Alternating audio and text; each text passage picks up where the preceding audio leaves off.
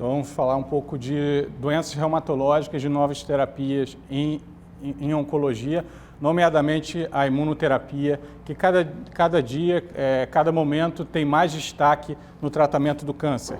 Quando iniciou, teve um oncologista famoso que falou que considera que a cura do câncer passa pela imunoterapia. A gente vai ver que a gente tem resultados muito promissores, realmente, pelo próprio desenvolvimento da nossa imunidade, da imunidade do paciente para debelar o câncer. Então, a gente vai falar um pouco de novas terapias, mecanismos de ação da imunoterapia, doenças reumatológicas, diagnóstico dessas doenças desencadeadas pela imunoterapia, tratamento e algumas considerações finais. Bom, a imunoterapia inicialmente foi pensada através da toxina de Coley. Essa aí é a publicação original de 1891. Coley observou que os pacientes que tinham erisipela e câncer, quando esses pacientes tinham uma infecção com streptococcus e outras bactérias, em geral, eles desenvolviam uma resposta do tumor a essa infecção. E essa resposta era a redução da lesão. Então, ele pegou essas bactérias, inativou-as, fez um extrato e, em 5 pacientes com sarcoma, ele inoculou esse extrato e ele viu alguma regressão das lesões. Essa publicação de 1891, que mostra o tecido de granulação na lesão de um sarcoma de extremidade, mostrando que esses pacientes responderam, numa época que não havia nada para ser feita, nem a quimioterapia existia ainda. Então, a imunoterapia, através dos inibidores de checkpoints, ganham mais destaque a cada dia. Cada dia a gente fica maravilhado com as respostas de alguns pacientes e traz isso de linhas metastáticas para linhas neoadjuvantes e adjuvantes.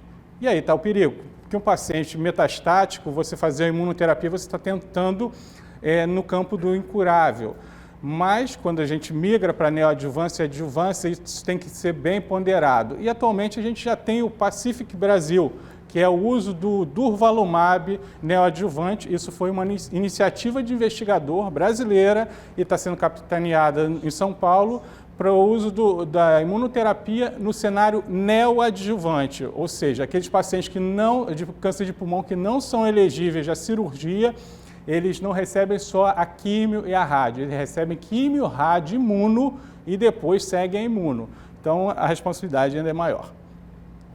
Então, falando um pouco da imunoterapia, falando um pouco do Prêmio Nobel de Medicina de 2018. Em 1996, James Allison ele publicou em modelos de animais a efetividade do anti-CTLA-4. Isso nos Estados Unidos e, ao mesmo tempo, no Japão, Honjo recebeu o prêmio Kyoto em 2016 através da descoberta do PDL1. O que é interessante é que o PDL1 ele é mais efetivo que o anti-CTLA-4. O bloqueio anti-CTLA-4 ele é efetivo, mas ele é muito tóxico. E o bloqueio PDL1 ele é mais efetivo e menos tóxico, mas a gente consegue associar os dois, não inocuamente. Esses dois repartiram o Prêmio Nobel de Medicina em 2018. Então, falando um pouco da imunoterapia, a gente basicamente, nas células T, a gente tem aceleradores e freios. Esses dois mecanismos que foram estabelecidos, basicamente, são tirar o freio das células T. O anti-CTLA-4 tira o freio do CTLA-4 e o PDL1 tira o freio, que é o PDL1. Então, esses são os dois mecanismos de ação. Basicamente, você vê que um é com células apresentadoras de antígeno, é o mecanismo anti-CTLA-4, e a outra é com o próprio tumor, as duas envolvendo a célula T. Então, a gente observa que, no caso do PDL1, existe a ativação do linfócito, esse linfócito é ativado, ele tenta destruir a célula, não consegue, então, como um mecanismo de preservação, é ativado a ligação do PDL1. O linfócito esfria, digamos assim, ele para de ter um pouco de atividade. Esse mecanismo é um mecanismo natural, justamente para que nós não lesemos nossas células, para que a gente não desenvolva as lesões imunes que a gente vai observar. Então, ocorre esse freio do linfócito T e o tumor continua se desenvolvendo. Então, através do bloqueio PDL1, essas células são ativadas novamente, não há esse stop, elas continuam lutando contra o tumor e daí a gente tem os resultados. Isso é muito interessante. Em alguns casos, vocês vão ver que pacientes que recebem só uma vez a imunoterapia e desenvolvem reações alérgicas enormes, eles respondem também muito. O tumor fica quiescente por muito tempo. Então, é bem interessante esse mecanismo. Então, de uma forma simples, a gente vê que o linfócito T é quando a gente liga a imunidade. O CD8 normalmente é quando você acelera e o CTLA4 e o PDL1 são os dois freios da imunidade, quando a gente quer parar a imunidade. Se a gente não quer parar, a gente tira eles de ação. Então, a gente vê que na imunoterapia a gente precisa de tempo, porque as reações são relacionadas não à infusão como a gente via na quimioterapia ou em outros imunobiológicos. As reações são desencadeadas pelo próprio organismo em atividade. Então, esse quadro é interessante que justamente ele versa sobre as reações. As primeiras reações são relacionadas a rash, toxicidade hepática e, por último, hipofisite e segue em contínuo. E como diagnosticar e manejar isso? Essa é a atual pergunta. E, como eu disse, quando a gente associa esses dois bloqueios, associa o bloqueio CTLA4 e o bloqueio PDL1, a gente tem as principais toxicidades. Vocês observam em azul claro, que é onde tem as associações e são muito maiores do que a parte do nivolumab isolado. O nivolumab isolado é a parte preta e o de associação é a parte azul, que é a combinação nivolumab e ipilimumab. E a gente vê que essa é a parte mais tóxica. Então, a gente vê que os pacientes desenvolvem, não raro, reações imunes e existem guidelines que nos orientam quanto a como manejar, mas todos os guidelines, eles passam por um guia muito interessante, que é o CTCAE. O CTCAE é o Common Terminology Criteria for Adverse Events. Então, ele categoriza cada reação que o paciente tem para que a gente possa tomar a decisão mais indicada. Paciente com uma reação imune que não seja grave, não cabe a gente entrar já com imunossupressores. Então, isso é muito guiado. Mas, basicamente, a gente vê que a terapêutica, quando os sintomas de grau 2, pode ser interrompido em sintomas grau 2 e depois retornar, descontinuar permanente com sintomas grau 4 e o uso de imunossupressores em reações grau 4. E, com atenção dos riscos de flare, de hepatite, tuberculose, que a gente vê em alguns deles. Então, as toxicidades cutâneas, primeiro a gente tem que investigar infecções, reações medicamentosas, interações medicamentosas, não raro, esses pacientes usam muitas interações. Recentemente, a gente teve uma paciente que fez uma infecção e iniciamos um corticoide com antibiótico para ela e ela foi desenvolvendo. Quando a gente viu, na verdade, a reação que ela estava tendo era uma reação alérgica ao antibiótico. Era diprogenta que ela estava fazendo, então era uma reação alérgica à gentamicina. Então, muitas vezes a gente está achando que é o tratamento que a gente está fazendo, mas, na verdade, é uma interação medicamentosa ou uma alergia tópica. Sorologias para dermatomiosite, deve ser investigada, considerar a biópsia de pele e acompanhar em conjunto com o reumatologista e dermatologista e corticoide venoso em reações 3 e 4. O metilprednisolona é indicado. Toxicidades gastrointestinais, nomeadamente a colite. Afastar a possibilidade de colite pseudomembranosa são pacientes que usam antibióticos cronicamente por várias infecções, debilitados pelo próprio câncer ou o tratamento do mesmo. Então, deve ser afastada a colite pseudomembranosa, CMV ou infecções virais. Então, PCR e avaliação parasitológica.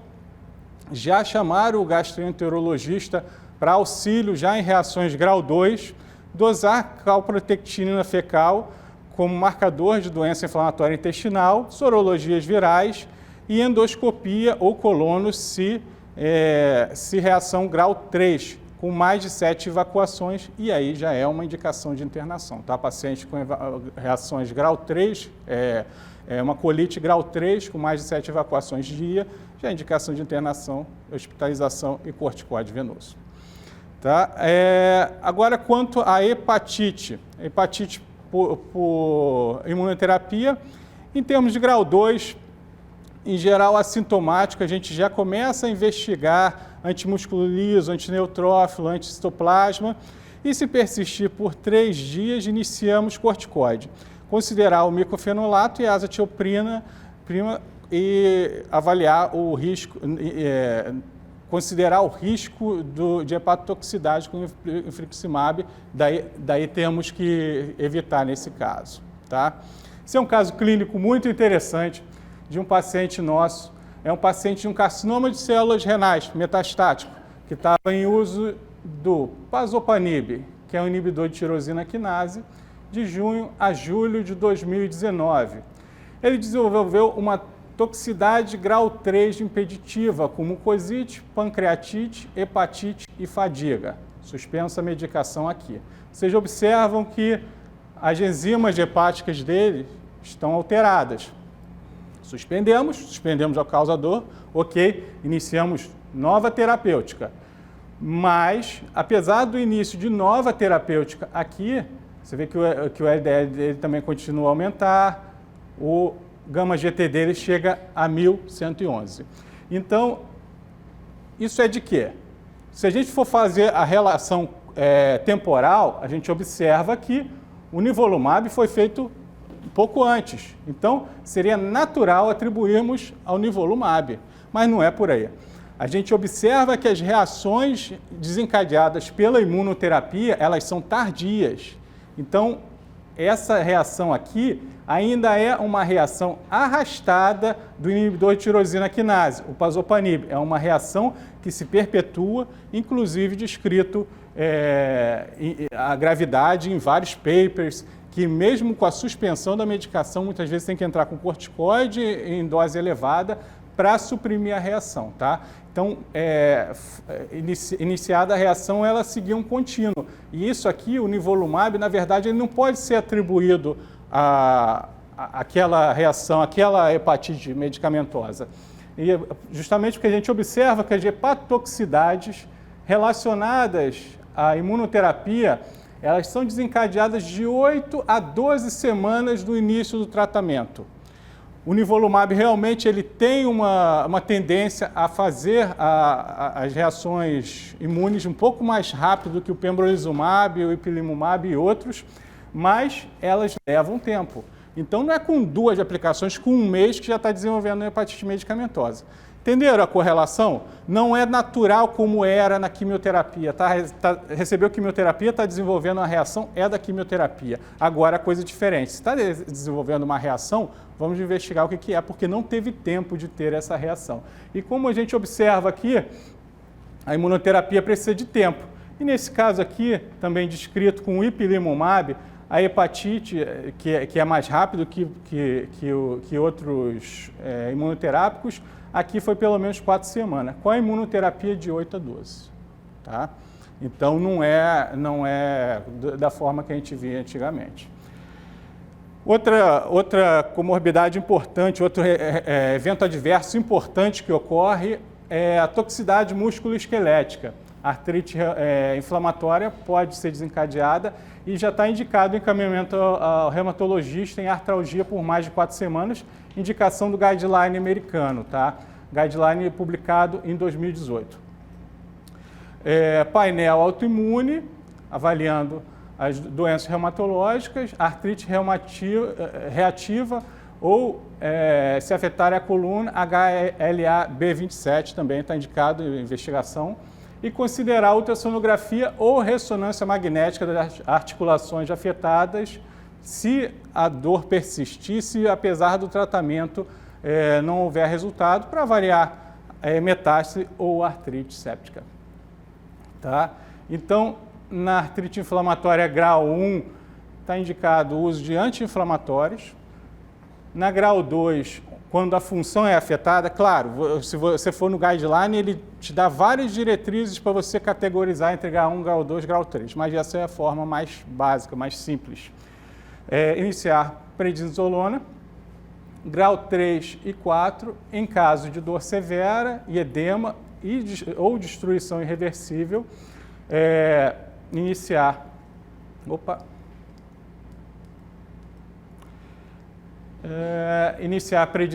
prednisona 1 mg por quilo, caso mais de 4 semanas de dor ou impossibilidade de reduzir corticoide, iniciar drogas modificadoras de doença. Tá ok?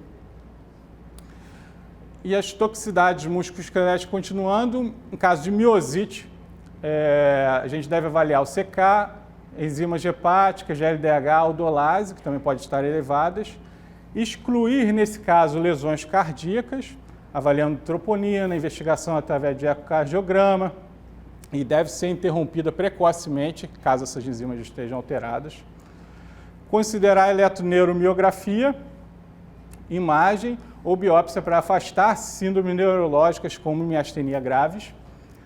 E se a CK estiver elevada e o paciente com fraqueza muscular, a gente pode oferecer corticoide oral e tratar como uma reação de grau 2. Tá? E analgesia com paracetamol ou AINE está indicado também.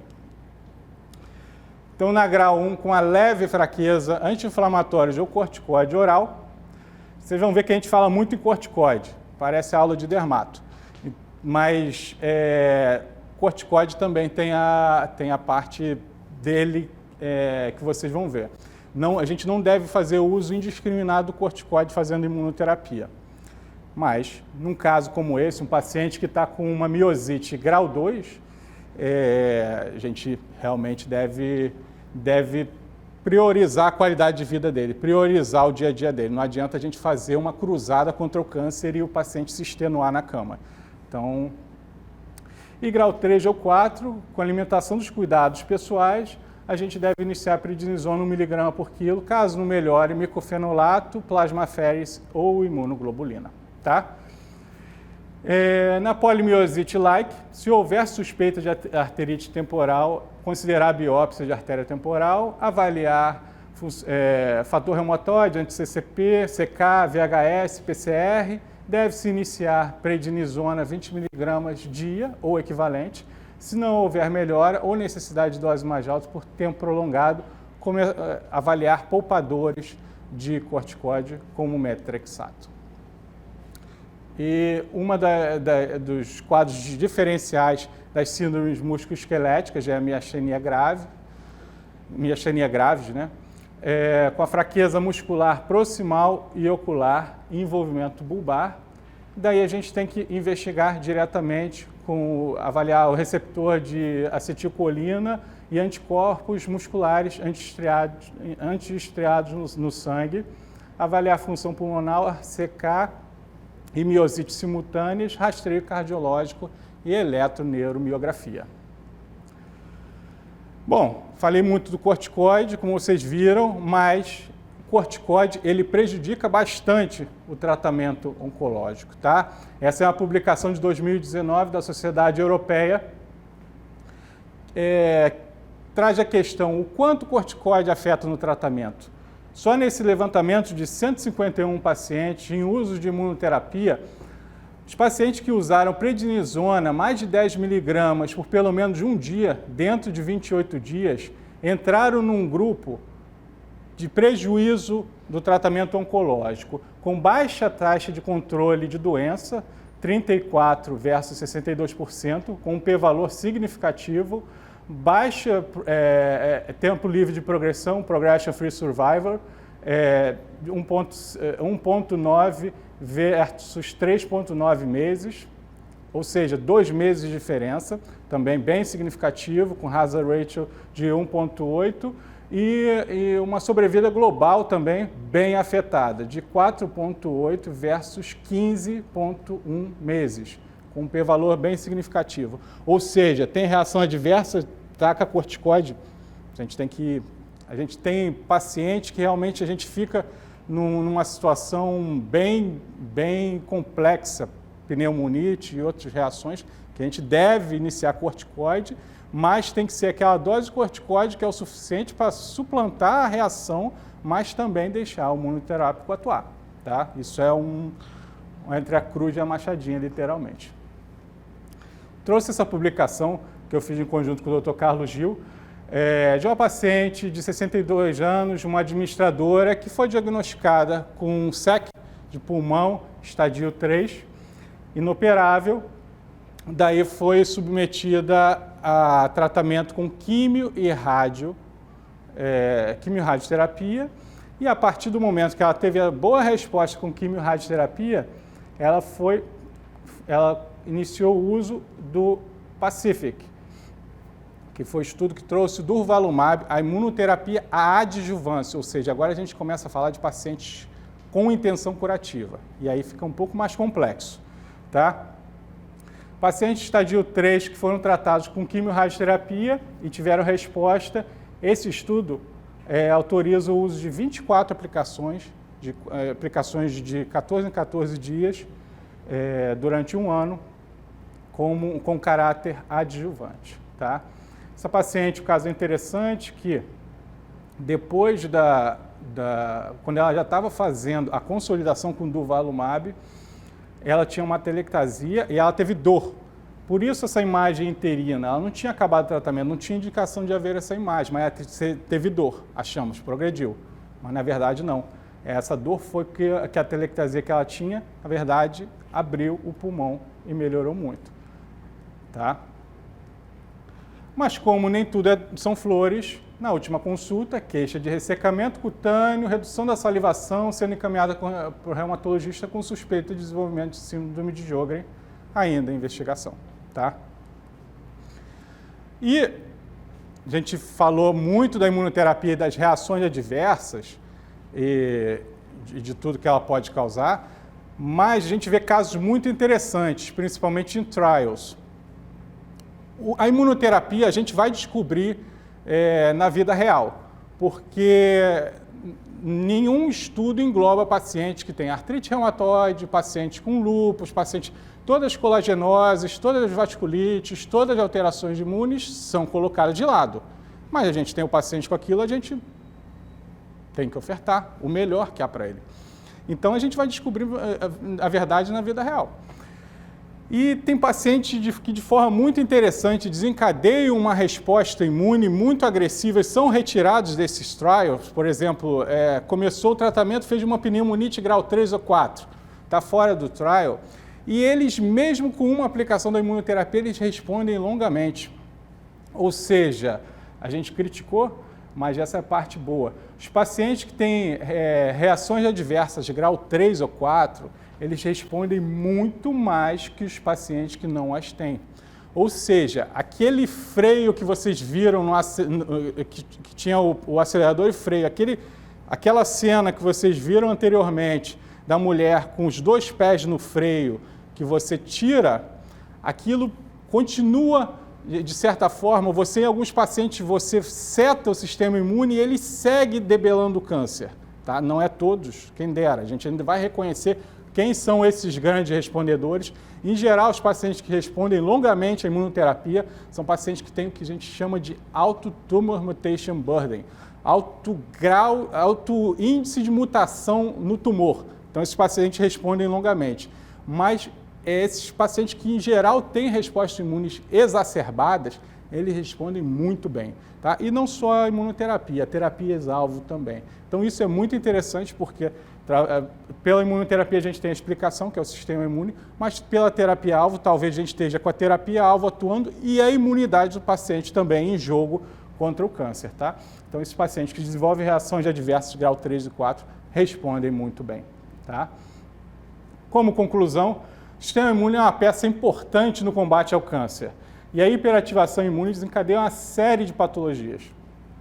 O uso do CTCAE direciona e individualiza essas patologias para que a gente consiga tratá-las mais de acordo. A descontinuação permanente do tratamento é mandatória em eventos de grau 4 e grau 3, tá?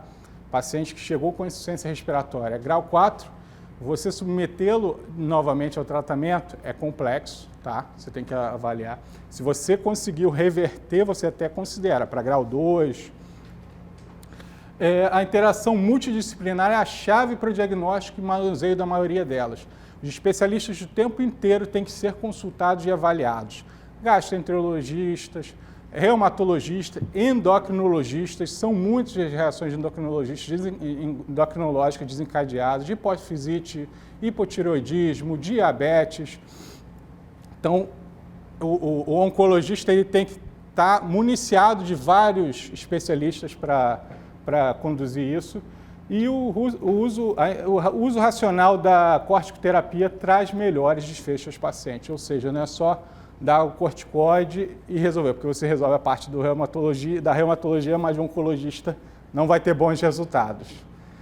Então esse é um quadro que eu gosto muito, tá? Um quadro de Van Gogh, chama-se Os Comedores de Batatas. Não adianta a gente desenvolver muita ciência, desenvolver muita tecnologia, se a gente não conseguir ofertar. Esse aqui é uma família de trabalhadores que na Revolução Industrial ainda estão comendo batatas com as mãos e à luz de petróleo. Então, a gente tem que fazer com que a tecnologia chegue à nossa população. Seu muito obrigado, Dr. Carlos Gito e toda a equipe que receberam um prêmio em 2019 de multidisciplinaridade e a gente agradece aqui a oportunidade de vocês trazerem um pouco isso para nós.